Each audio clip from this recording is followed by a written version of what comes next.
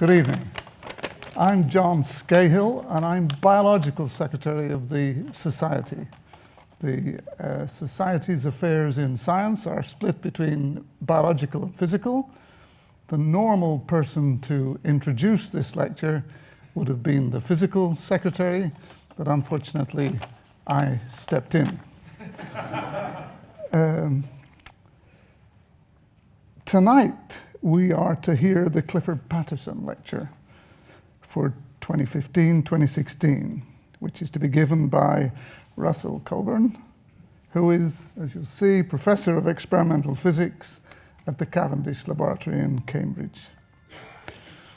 The Clifford Paterson Medal and Lecture is awarded biannually for outstanding research in the field of electrical engineering. It was originally endowed by the General Electric Company and is named for Clifford Paterson, a fellow of the Royal Society who founded the GEC research laboratories in 1919. Tonight's lecturer, Professor Cowburn, is outstanding for his research in nanotechnology and its application to magnetism, electronics, and optics. And it's my pleasure to ask him to give his lecture on the attractions of magnetism, chips, cancer, and crime. Mr. Cowburn.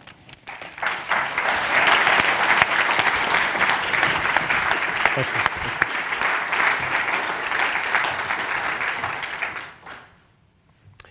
Well, good evening, and thanks very much for that introduction, John, and thank you very much indeed for coming. So I'm going to talk about magnetism. That's the thing that I've been researching for pretty much all of my career. And as the title suggests, I want to tell you some of the things it can be useful for in the area of microchips, hence the electrical engineering connection, but also on the biotechnology side, so cancer, and a little bit on crime, security, and safety. But most of all, what I really want to talk about is nanotechnology and how it's the thing that makes all of this possible. So, magnetism has been around for a very long time. The first magnet that we know of, I think, is the material lodestone, which is iron oxide. And this was known 6th century BC. And you see there a piece of lodestone with iron filings sticking to it. Now, I guess you'd imagine somebody like myself giving this lecture, I'm enthusiastic about magnetism. I think it can do great things for society. But I'm probably not quite as enthusiastic as an ancient scholar called Bartholomew the Englishman, who, writing in the 13th century about lodestone, said, "This kind of stone restores husbands to wives, it increases elegance and charm in speech. Moreover, along with honey, importantly, it cures dropsy, spleen, foxmange, and burn." So I think he set the standard of optimism for magnetism. Now, I think tonight is the sort of night where a little bit of audience participation is needed, so don't worry, I'm not going to ask anybody to stand up and sing or anything like that, but I would like you to think. I'd like you to answer in your mind the question, how many magnets do you own? And just to give you a few clues as to where to look, here are the sorts of places that you might find them. So motors, fans, transformers, so anything of moderate power that plugs into the mains will have magnetic material in. The electronic compass inside your mobile phone or GPS system, these are all places that have magnets.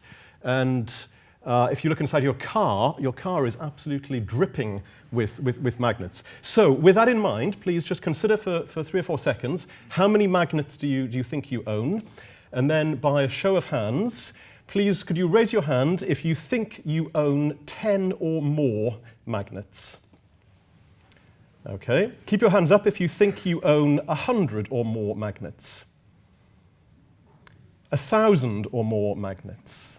Okay, they're falling away now. 10,000 or more magnets. I see my research group here can see what I'm getting at here. 1 million or more magnets. Okay, you see where I'm going with this. The reason we end up with such large numbers is because of the hard disk drive. So anybody who has a desktop computer that uses a hard disk to store information when the power is switched off will have one of these things.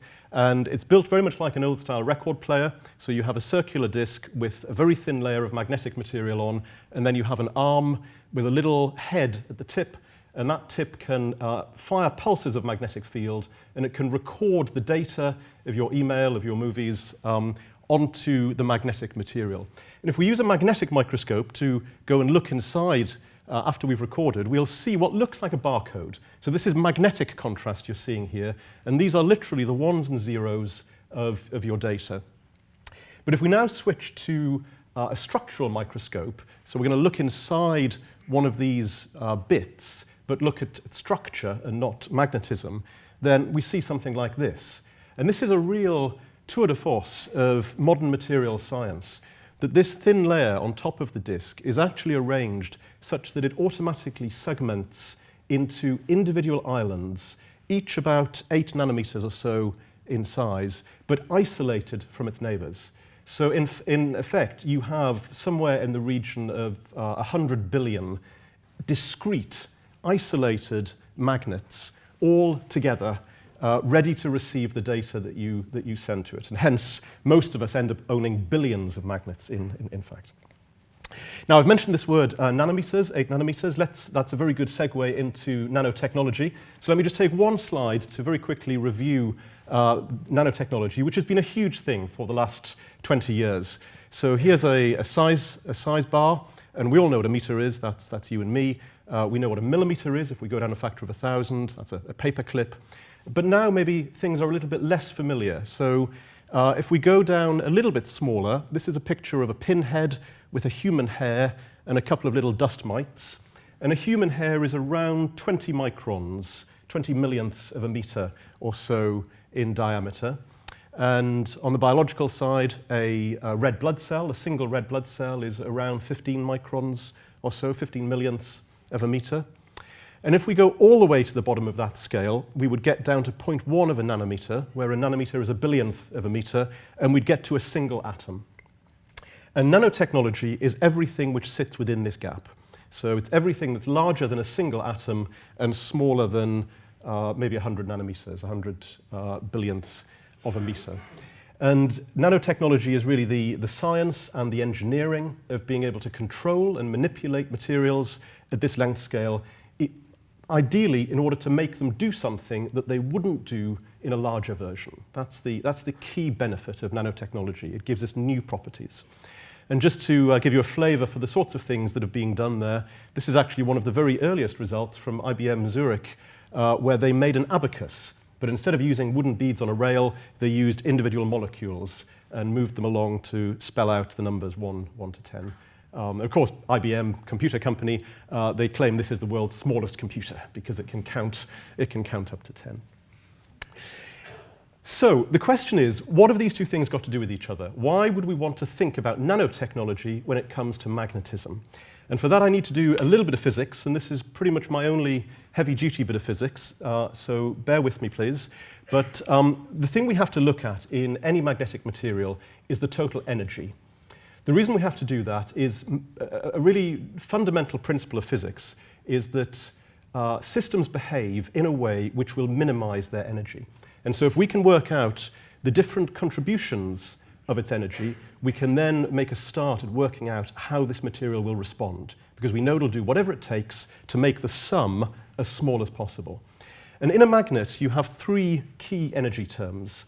You have what's called exchange energy, and that's added to what's called anisotropy energy, and that's added to what we call magnetostatic energy. It doesn't really matter how much is in each of these groups, it's the sum that matters. I'd like to just try and give you a flavor for what we actually mean behind these concepts. So within a material, a magnetic material, each electron that's attached to each atom carries what we call a spin. And the best way to think about this is that each electron is its own little bar magnet. It has a north pole and a south pole, but we tend to draw them, instead of actually drawing the bar magnet, we tend to draw an arrow. But the head of the arrow is the north pole, and the bottom of the arrow is the south pole. And if all of the north and south poles are aligned, so if all of the individual spins are parallel throughout the material, that's a very low energy state in a ferromagnet. And so we can think of exchange energy as being a measure of the splay of the different electron spins, the degree to which they're not parallel to each other. Anisotropy energy is about the direction of the individual spins. So most magnetic materials will have a preferred direction. And if the dipole, if the spins are oriented along that direction, that gives the system a lower energy than if they are 90 degrees to it. And so this is how we think of anisotropy energy. And then magnetostatic energy, which is the most complicated one, is really a cooperation between the spins. One spin will produce a magnetic field, just as a bar magnet produces a magnetic field, and that magnetic field will interact with other spins. And the degree to which they interact gives you the magnetostatic energy. So here is the first key idea of tonight. These different energy terms, splay, rotation, cooperation, the way they change as we shrink a magnet from being fridge door size down to being atomic size is different for those different energy terms. Exchange energy scales in a different way to magnetostatic energy, for example. And so when the system comes to deciding how is it going to arrange itself between those three terms, the optimum answer to that question changes as you shrink down. And that's really important because it gives us, as users, if you like, the chance to influence it. By changing the size and the dimensions of the material, we get to decide how much splay and rotation and cooperation there is. And if we're smart, we can arrange it such that we end up with a very simple and controllable system on the nanoscale. So we could say big magnets are complicated, small magnets are simple. And that's really the benefit. And if they're simple, they're controllable. And if they're controllable, they're useful. Now, one of the things we have to talk about briefly is magnetic domains. And so if I were to take an iron needle and look inside that, I would find that the way the spins have arranged themselves to minimize the energy often looks like this. What they do is they form groups where within a group, which we call a domain, all of the spins are parallel, and so there's no splay and there's no exchange energy. But then you have these boundaries, which we call domain walls, which separate one block from another. And so you have large areas where all the spins point in one direction, and then other areas where all the spins point in a different direction. Now, I've shown in this picture a fairly random arrangement, but in some cases you can get very beautiful regular patterns. So again, if we go back to our magnetic microscope that allows us to see magnetism, then we can often see these beautiful labyrinth-type structures. So the dark green is a spin pointing towards you, that's the north pole you're seeing, and the light green is the spin pointing away from you, that's the south pole you're seeing there. Or indeed these bubble-type structures where the dark olive is pointing towards you and the light green is pointing away from you. One of the things we can do in nanotechnology, for example, is to switch all of this off. Because although it's very beautiful, it's a complexity that it's very difficult to deal with and stops us from doing a lot of the things we'd like to do. And this was some work that I was involved with about 16 years ago now, where we took a very common magnetic material and we applied the techniques of nanotechnology to break it up into tiny little dots. And these dots are about 50 nanometers in diameter. And what happens is the domains go away. There just isn't space in a 50 nanometer dot to fit a domain structure which can be many microns in size. We have changed the balance of the cooperation, the splay, and the rotation, and as a result, we've prevented this sort of domain formation, and we end up with a very simple system.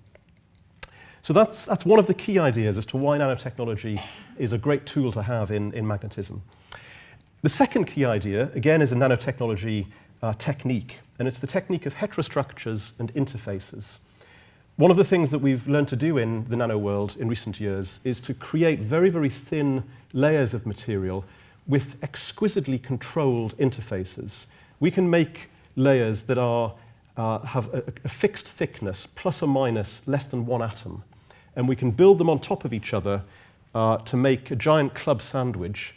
And what we're effectively doing here is we are re-engineering the atomic lattice of the material. Instead of this being the atomic lattice that you get for iron or for cobalt or whatever the naturally occurring material is, we can synthetically create an atomic lattice where we choose plane by plane what type of atom we're going to have there. And that allows us to build really complex materials that have no equivalent in the natural world, synthetic materials.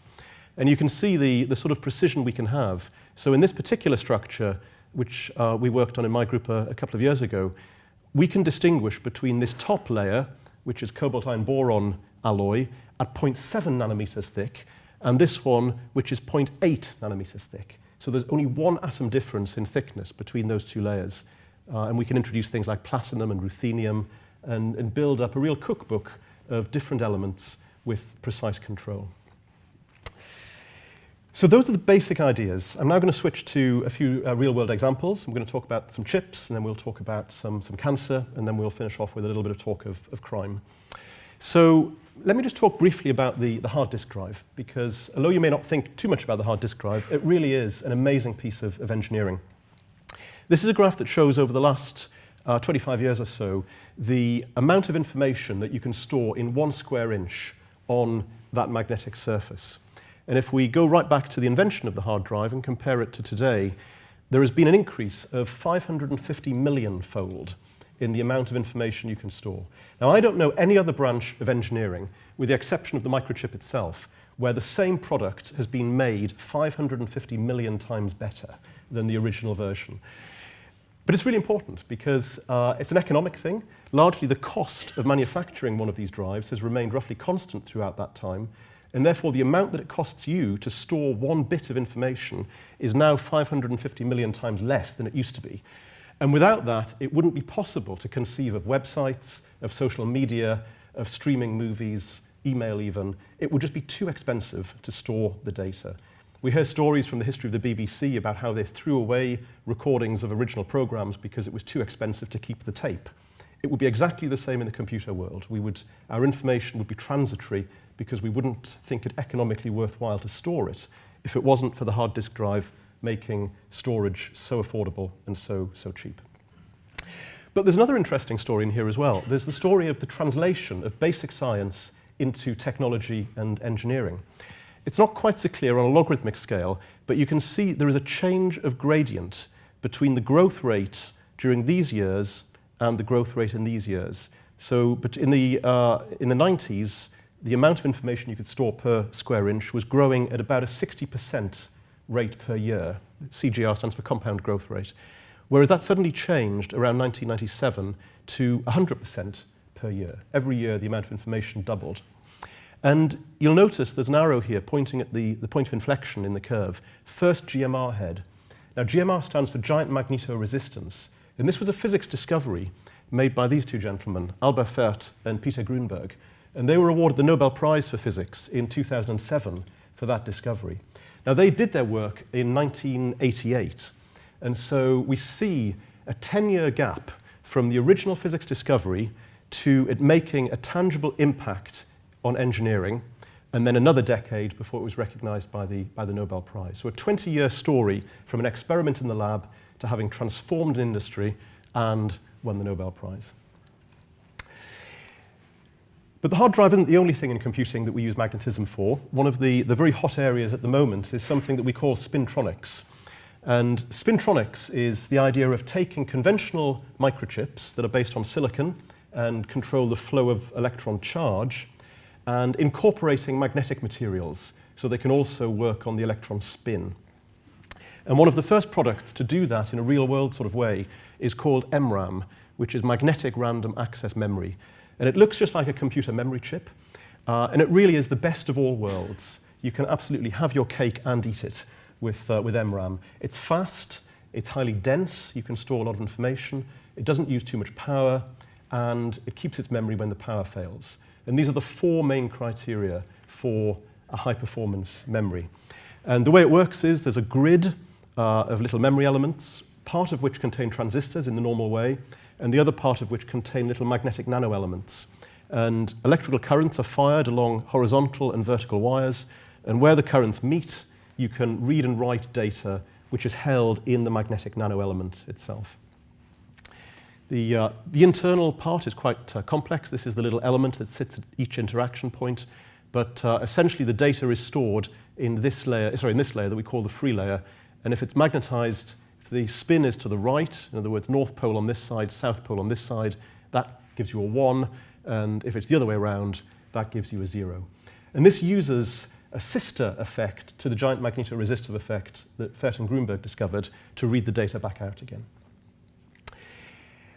one of the things my group has been interested in recent years has been saying, well, that's great as far as memory goes, but actually computer chips, they're part memory and they're part processing.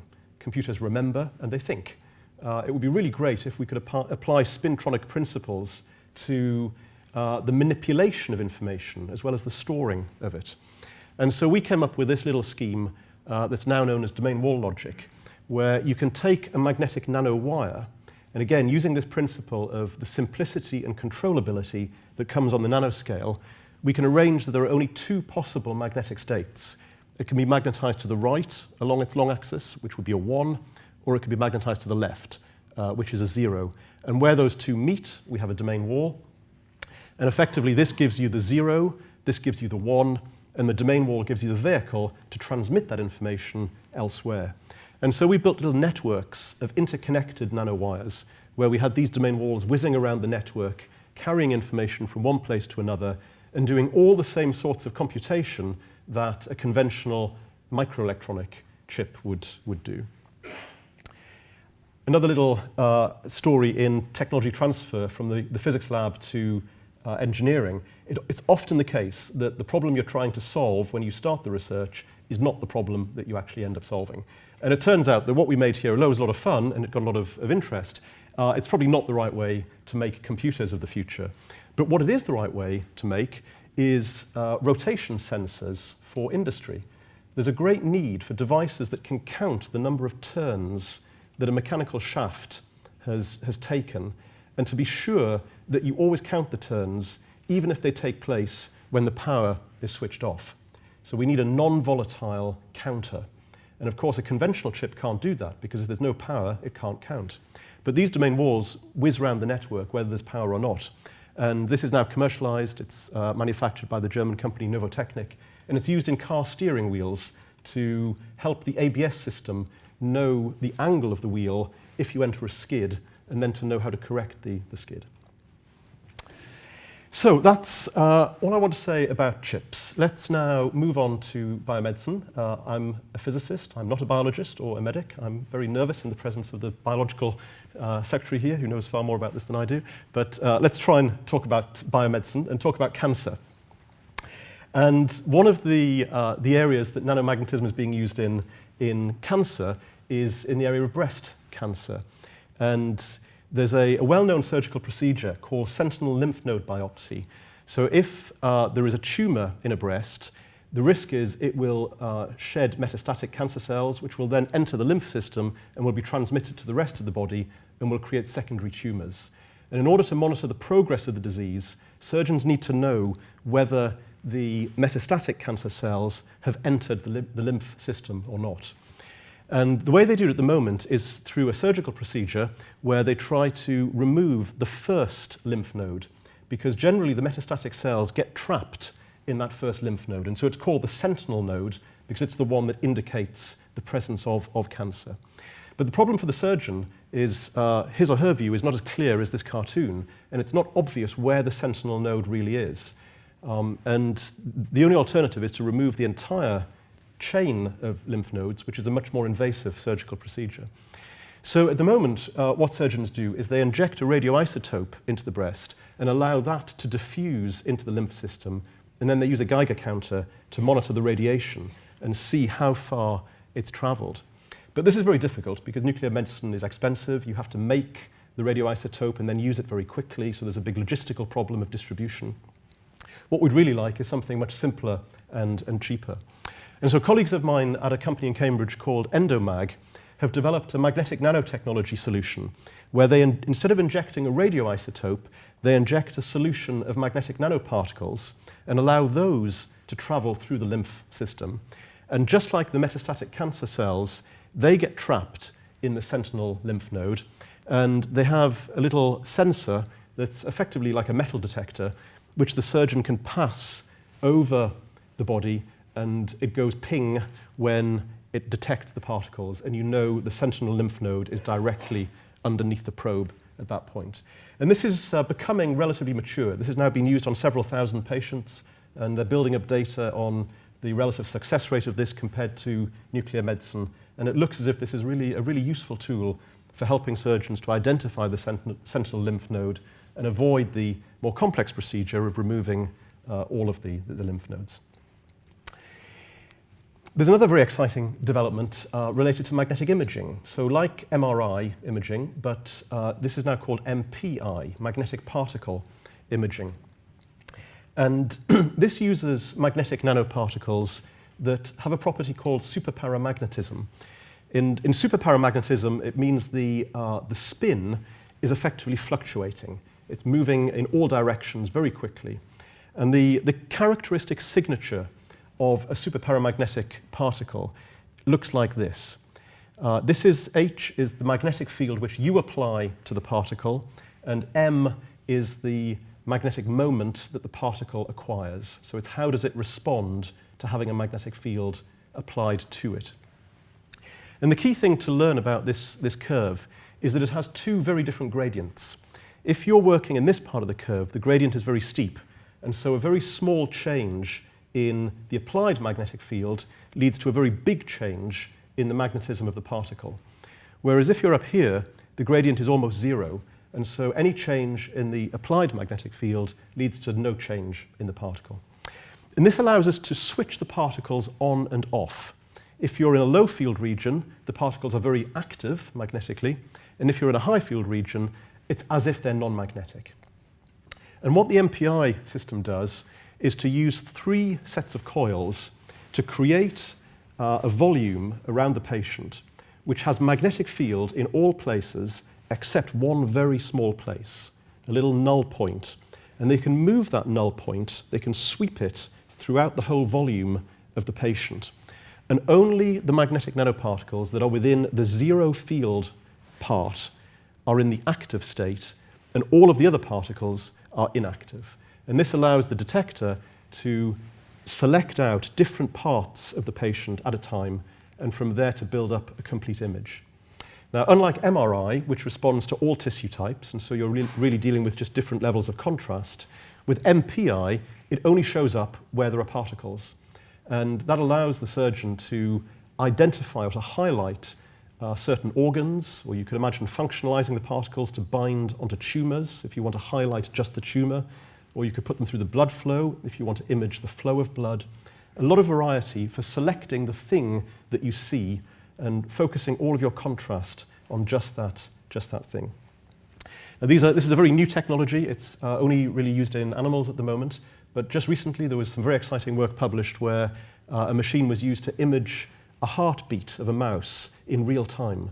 And that sort of video rate recording is something that's new and very important. And then the other area of cancer that I want to talk about is in the area of brain cancer. So there's a very nasty brain tumor called glioblastoma. And this is a cartoon that shows you're looking through a brain here, and there's the glioblastoma tumor. And magnetic nanotechnology is being used to develop a therapy for glioblastoma called hypothermia. And the idea in this therapy is that magnetic nanoparticles are injected into the tumor, and then the patient is exposed to an oscillating magnetic field. Now, for the healthy part of the patient, the magnetic field is harmless. It doesn't do anything at all. But the particles get hot.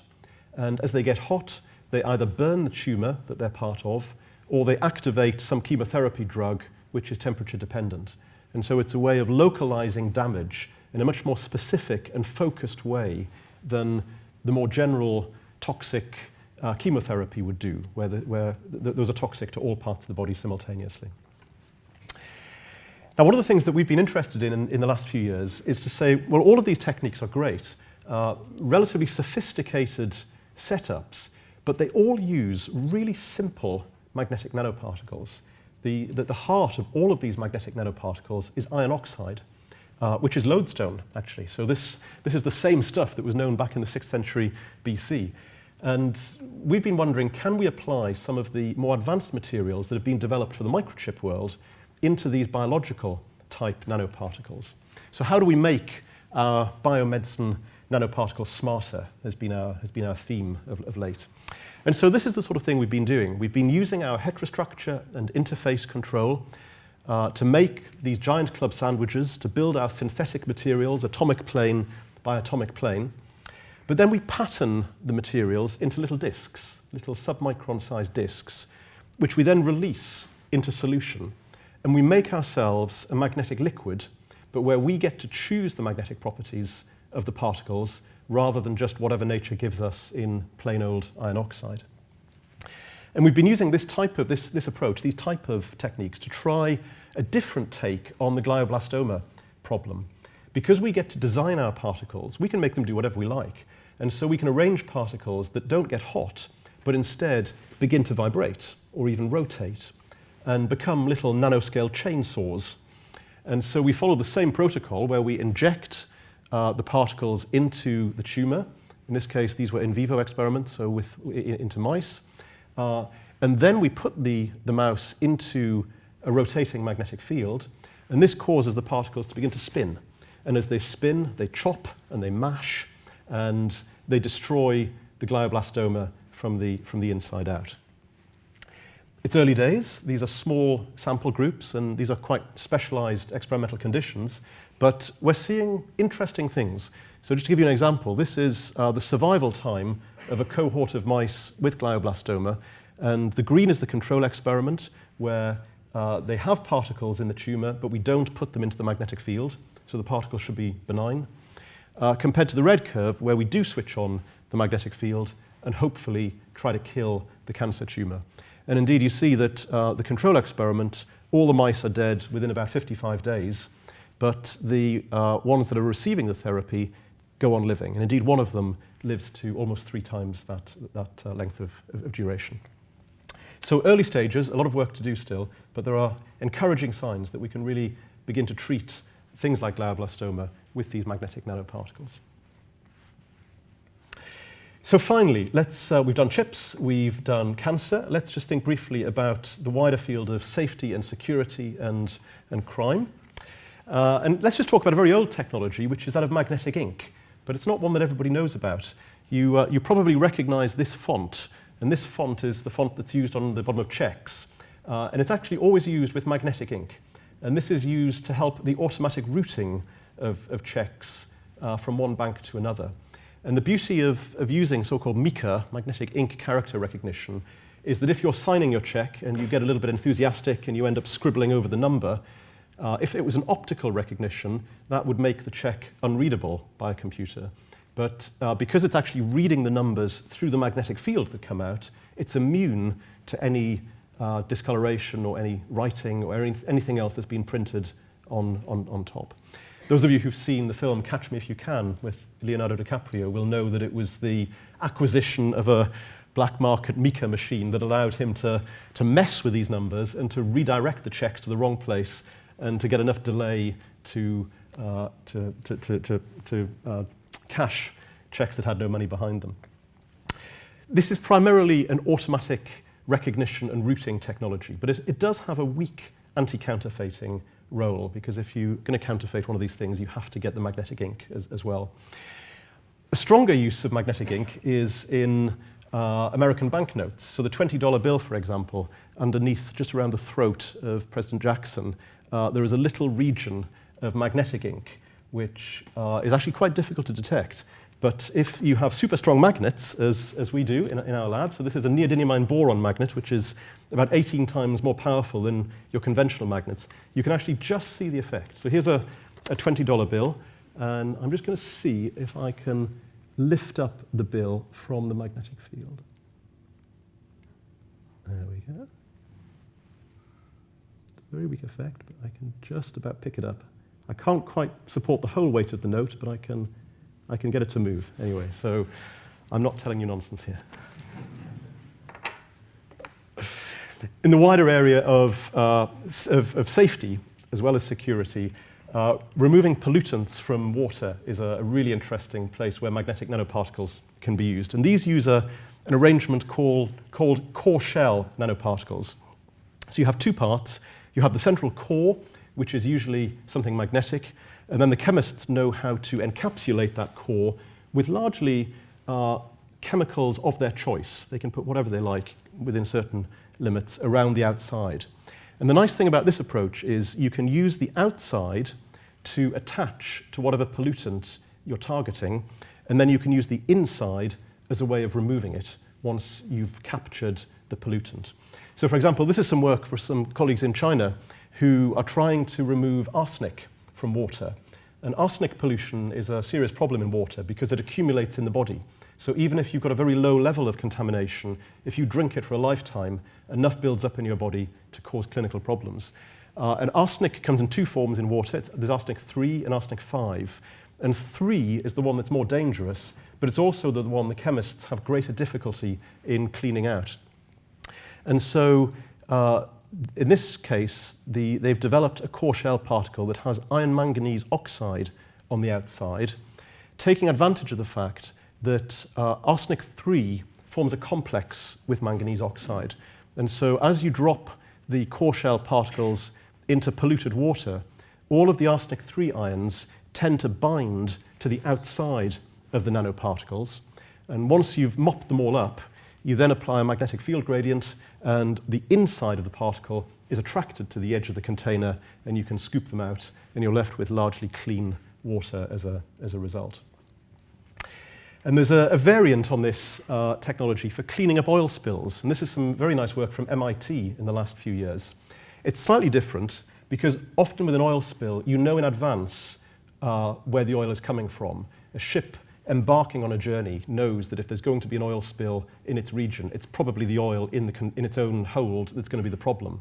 And so you get the chance to add magnetic nanoparticles to the oil at the start of the journey, and then if trouble strikes and the oil is spilt during the journey, you then use magnetic fields to attract the nanoparticles, and they bring their oil with them, and you can gather the oil up from both the surface of the water and deep down in the volume.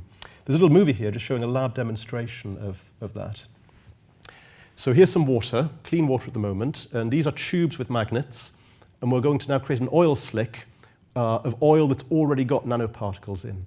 And you see how it scoots across the surface and whizzes up the side of the tubes and begins to gather in these odd-looking agglomerations around the magnets, the place of most intense magnetic field. And the experimentalist here is really struggling to coat the surface of this oil, because as soon as the oil goes onto it, it whizzes off and gets sucked out around the magnets.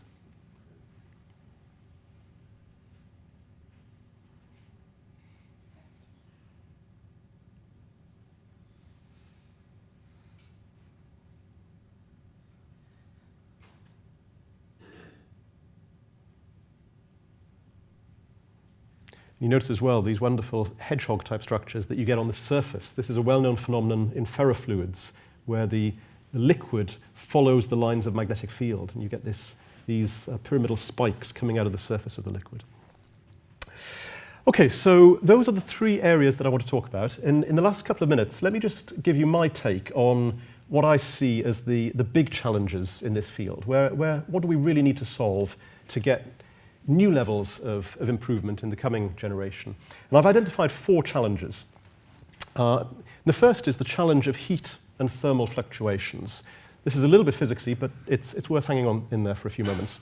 So the way physicists think about any sort of spin that's carrying data is like this. We would think of 2 potential wells separated by an energy barrier. And so if I want to represent the data 0, which in this case would be the spins pointing up, the little bar magnets pointing up, then I'm occupying this energy well. And if I want to code for the number 1, the system is occupying that well. And so that means the process of writing data, the process of changing a 0 to a 1 or a 1 to a 0, is really a question of raising the energy of the system over that barrier and then letting it drop down into the valley on the other side. And the reason that chips get hot is that you have to put energy into the system to get up to that barrier height. And usually, as it drops down, it throws that energy away as heat. And this is a very general picture. It's not just true for magnetism, it's true for all sorts of electronic devices as well. So there's a huge challenge in electronics about trying to reduce the amount of power that we throw away as the chip is running. And there are a number of reasons for that. Part of it is we worry about carbon footprint of general computing devices. We'd like them to be greener. Part of it is, as the world moves to things like Internet of Things, power source, and even laptops and mobile computing, power sources become more scarce. You've all heard of the problems that Samsung have had of late with batteries. Rather than trying to make batteries that are even more potent bombs, it would be nice if we could just make chips that needed less power in the first place. But again, in a distributed world of Internet of Things, where not just computers, but blocks of cheese in your fridge all have network identities, power is very scarce. And it would be really nice if chips could harvest their own energy from the background temperature. So 3 different takes all mean we've got to get heat under control in chips. But there's a bit more to it than that. This picture isn't entirely correct. This would be a 0 Kelvin picture, an absolute zero picture. But actually, if I'm going to heat this thing to room temperature, then this starts to fluctuate. Everything fluctuates at finite temperature. And so I'm not just sitting at the bottom of this well, but I'm actually bouncing up and down. And what I have to be really careful of is that I don't accidentally hop over the top of the barrier. And so we can think of a stability ratio where it's the ratio of the height of the barrier, which is what protects my data, to the degree to which it's bouncing around, the fluctuation. And I've got to get that number right. It has to be big enough that my data is safe and stable, but it has to be small enough that I'm not wasting heat by having an enormously high barrier. The problem in modern microelectronics is there's very little control over that stability ratio. You basically get what nature gives you for silicon. In magnetism, and especially nanoscale magnetism, we get to choose these numbers. We can design the barrier height, and to some degree we can design the height of the fluctuation as well. And that allows us to produce the sweet spot of stability that's stable enough but not wastefully stable. And this could have a major impact on energy need. And if we're really smart, we can find ways to convert these fluctuations into voltage, so we can actually generate voltage from this as well. And that would be very useful for the harvesting of energy. So that's the first big challenge, energy and heat and fluctuations. The second one is the big question of how do we control electricity by magnetism? One of the joys of working in the Cavendish is that I'm in the institute that was built by James Clerk Maxwell, who was the father of electromagnetism. And if I went to Professor Maxwell and said, what is the relationship between electricity and magnetism? He would say, well, that's simple. You have a voltage, which creates a current. The current creates a magnetic field. The magnetic field interacts with another magnet and applies a force or a torque to it. And that's been the view of electricity and magnetism for most of the 20th century. One of the things my research community is working on is something a bit more direct. The problem with this is, in order to generate enough magnetic field to influence a magnet, you need a huge current. And again, it's very wasteful, it needs big batteries, and you can't really make it small and put it on a chip.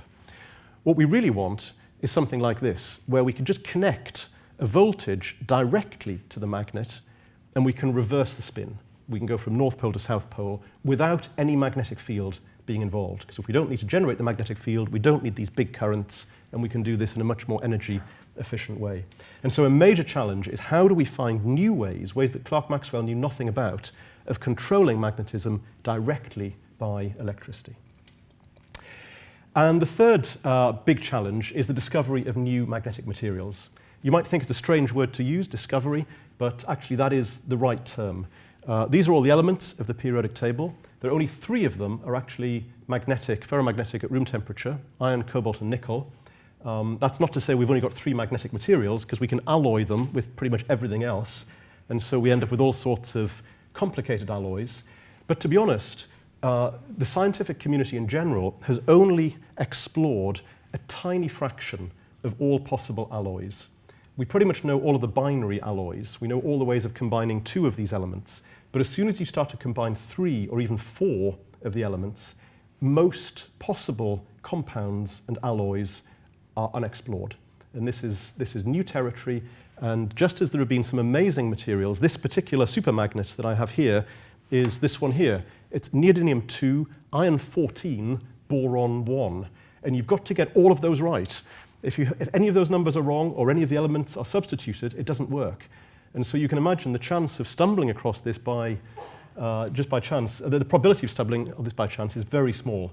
And so there are bound to be amazing materials out there in combinations of 3 or 4 elements that we haven't dreamt of yet, and we urgently need them. So I'm done. Let me conclude. So nanotechnology, it allows us to balance the energy terms in a magnet to create simple and controllable magnetic states. This allows us to make new types of memory and processing devices for computing, which are often very high density and low power, and ideally zero power. The biotechnologists are using these to make new forms of cancer therapy and new forms of medical imaging. And in the world of safety and security, we're enhancing our ability to detect counterfeit and to clean up after chemical spills. And in the future, we think that magnetism can help us to address the greatest problem of all in modern electronics, which is how to control heat. But if we're going to do that, we need to learn how to control magnetism directly by electricity and not via a magnetic field. And we need to discover some new magnetic materials. Thank you very much.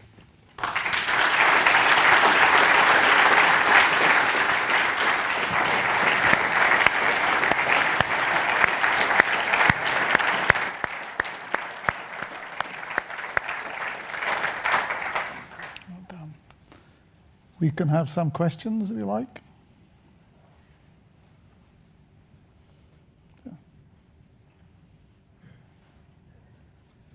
In my sort of small domestic world of magnetic recording that I'm very interested in, I always felt that small magnets are very vulnerable. Apart from the only one I've come across that I think isn't vulnerable is on magneto-optical discs with where you heat things up with a laser and it seems to stay there. Is a lot of the stuff you're researching into not quite vulnerable compared to other methods? So when you say vulnerable, do you mean mechanically vulnerable or do you mean vulnerable to these fluctuations? Vulnerable. They could be altered dramatically from an outside source. So that's really interesting. That's the other half of this story here, because the stability ratio, I present it in these terms as stability against heat, but it's actually stability against all sorts of disturbances, including external magnetic fields. And so one of the things that happens as you shrink the magnet down, in order to pack more data in, is that the fluctuation gets higher, and therefore you need to increase the anisotropy energy term to compensate for that. And in increasing the anisotropy energy term, you automatically make it more protected against external magnetic fields. So if you take an old 1980s floppy drive, you could pretty much a fridge magnet would be enough to erase that. One of today's hard drives, you would probably need something like this to do any harm to it, and that number is only going to get higher as the technology develops. So I think we're relatively relaxed about that. Thank you for the question,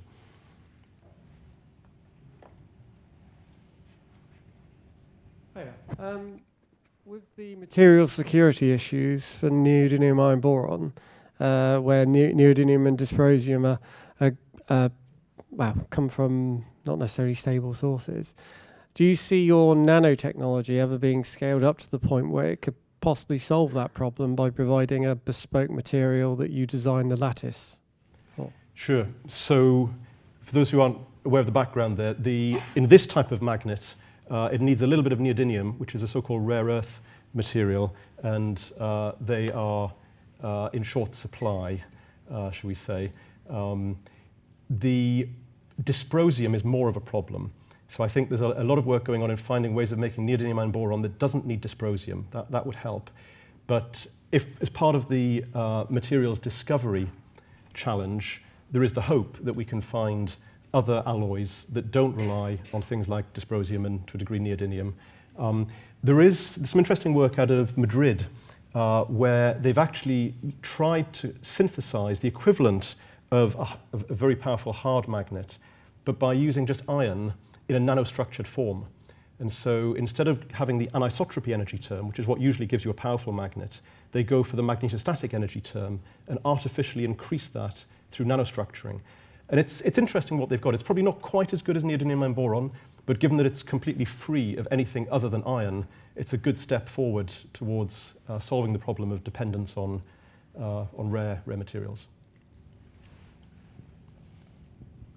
Thank you. Well, I'm a long out-of-date electronics engineer, and I'm thinking back to tunnel diodes, which, in order to get electrons over this high barrier. Because it was at the quantum level, occasionally they managed to go straight through without having enough energy to go over. Since you're dealing with very small things, I wonder if quantum effects and tunneling would be an issue in your challenge number 1. Thank you. Sure, fantastic. So, to be honest, it's because these things are driven by the science quite often. It's been the other way around. For years, people have been hoping to see some tunneling effect in a system like this because it'll get them a Nobel Prize. And indeed, the very first work on the magnetic nanostripes that we use to make the logic devices were presented by a Japanese group, absolutely in the context of being the perfect sandpit for creating macroscopic quantum tunneling. I think as time has gone on, the possibility of macroscopic quantum tunneling gets pushed further and further back. Every time somebody thinks they see it, they decide after a lot of careful data analysis, no, actually it was hopping over the top rather than going through the middle. So I don't think we're worried it's going to be a problem that we don't know how to solve. There's a related aspect to this, though. In the hard disk read head, and indeed in the heart of the spintronic MRAM cell, we do use quantum tunneling, but not of macroscopic things like data states, but actually of individual electrons. And the so-called MTJ, the magnetic tunnel junction, is almost identical to a tunnel diode, but it uses spin as well. So it's a spin-conserving tunnel diode. And without that, we wouldn't have hard drives that we do today, and we certainly wouldn't have MRAM. So tunneling is alive and well in the places that we want it. At the front here. One of the more exotic experiments in magnetism at the moment is at CERN in Geneva looking for a magnetic monopole to see whether it exists or not. I don't know what you would do if one existed, how you would apply it to anything. I don't know. Could you hear the question at the back? Could you repeat the question? Yeah, sure. So one of the, thank you for that. The gentleman points out that one of the hot topics in places like CERN is the search for a magnetic monopole. One of the consequences of Maxwell's equations is that, at least in the classical limit, monopoles shouldn't exist. And so I've always drawn arrows with a north pole at one end and a south pole at the other. If we had a monopole, it would just be a north pole, and there wouldn't be an associated south pole. And I think intuitively we feel that such a thing would be odd. We always expect our norths to have a south. There is theoretical physics that says the universe does contain a very small number of pure monopoles. But as to whether we will ever run into one, I really don't know. I used to be at Imperial College, and for many years there was an experiment running in the basement there that was trying to detect monopoles coming in from space. And it did go ping on 1 or 2 occasions, but we never quite knew why. So.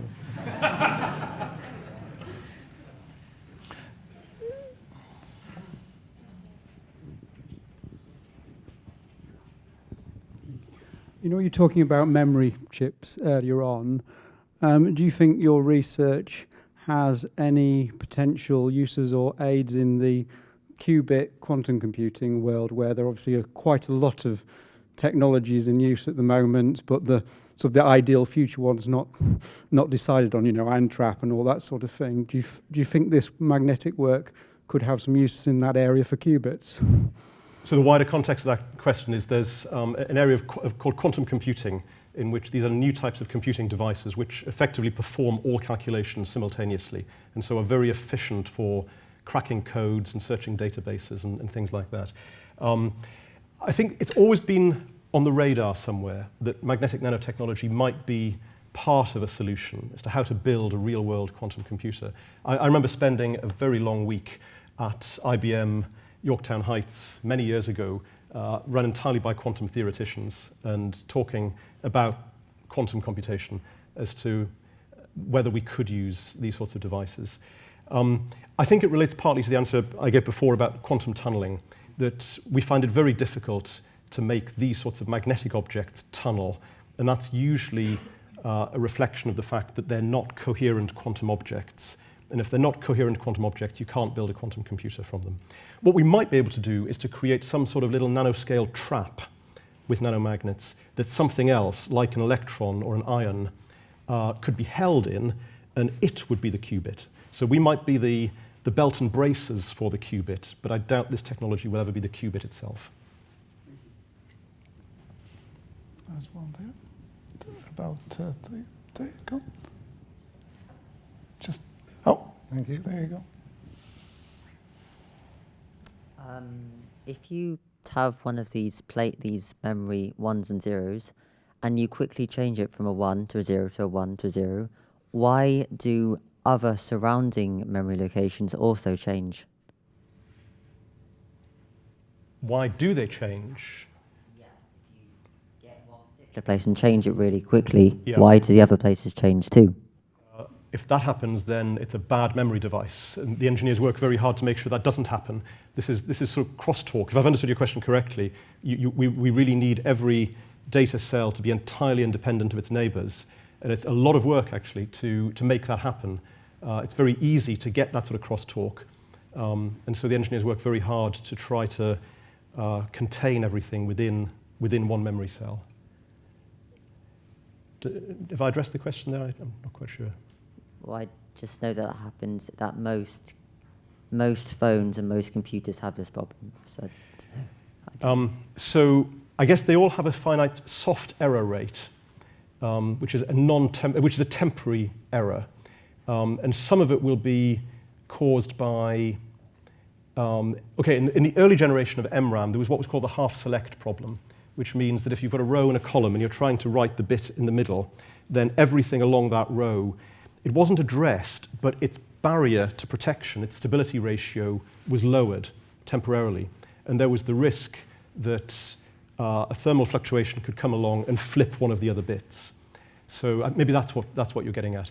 That was only in first generation technology. The stuff that's coming onto the market now, that's largely fixed. And these elements are pretty much stable all the time, regardless of what else you're doing on the chip. Thank you. In the example you showed at the beginning of the hard disk with all these islands, what were they, 8 nanometers or something like that, all isolated from one another. What does the isolation? What is the isolating? It is a non-magnetic material, and it's something like palladium or chromium or zirconium, I think. So you make a quaternary alloy. You've got 4 elements in there, and 3 of them contribute to the magnetism, and the 4th one moves to the edge of the grain boundaries and acts as a non-magnetic isolator between the magnetic islands. So it's the material scientists who have to cook up these recipes to find the right quaternary that has this segregating agent in there. And the hard bit is actually not so much separating them, the hard bit is making all the islands the same size. The distribution on that diameter is very tight, and it's very impressive they can do that. Thank you. Well, I think the whole thing has been very impressive. So thank you very much. And I'd now like to present the rewards for the lecture, the medal first. Thank you. And some reward. Thank you. And then the scroll. That's fantastic. Thank you very much. Thank you very much.